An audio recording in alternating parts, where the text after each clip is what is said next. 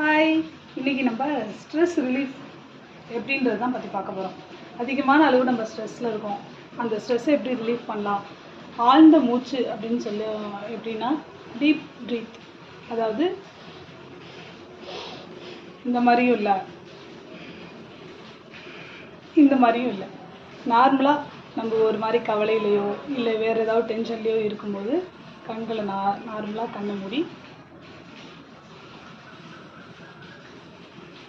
இந்த மாதிரி ரிலாக்ஸ்டாக நார்மலாக இன்ஹேல் பண்ணுறோம், நார்மலாக எக்ஸேல் பண்ணுறோம். அவ்வளோதான்.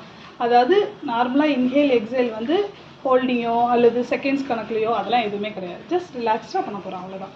இதுதான் வந்து டீப் ப்ரீத்னு சொல்கிறாங்க. நீங்கள் மூச்சு இழுக்கிறதும் மூச்சு வெளியில் போகிறதும் நீங்கள் கவனிக்கணும், அதுதான் முக்கியம். அதுதான் வந்து டீப் ப்ரீத்துன்னு சொல்கிறாங்க, சரிங்களா? அது கவனித்து பண்ணணும் அப்படின்னாலே நம்ம மைண்டில் உள்ள தேவையில்லாத அந்த டென்ஷன், ஸ்ட்ரெஸ் எல்லாமே ரிலீஃப் ஆகிடும். ஓகேவா? கண்டிப்பாக ட்ரை பண்ணி பாருங்கள். இதோட யூசஸ் என்னன்னு பார்த்தீங்கன்னா, தேவையில்லாத கவலை, டென்ஷன் எல்லாமே ரிலீஃப் ஆகிடுது. அதுவும் முக்கியமாக உமன்ஸை பார்த்தோன்னா ஹார்மோன் இம்பேலன்ஸ் சொல்லக்கூடிய அந்த ப்ராப்ளம்ஸை நிறைய ஃபேஸ் பண்ணிகிட்ருக்காங்க. அந்த ப்ராப்ளம்ஸ்லேருந்து கண்டிப்பாக நமக்கு ஒரு நல்ல தீர்வு கிடைக்கும். அதே மாதிரி பீரியட்ஸ் டைமில் வரக்கூடிய அந்த பெயின் இருக்கு இல்லையா, அந்த பீரியட்ஸ் டைமில் எனக்கு பெயின் அதிகமாக இருக்குது, அந்த டைமில் கண்டிப்பாக இது ட்ரை பண்ணி பாருங்கள், உங்களுக்கு கண்டிப்பாக யூஸ்ஃபுல்லாக இருக்கும்.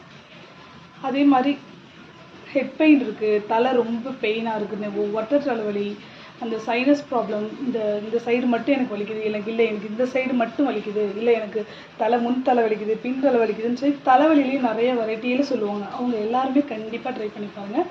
கண்டிப்பாக உங்களுக்கு இது யூஸ்ஃபுல்லாக இருக்கும் நம்புகிறேன். ட்ரை பண்ணி பார்த்துட்டு எனக்கு சொல்லுங்கள். தேங்க்யூ.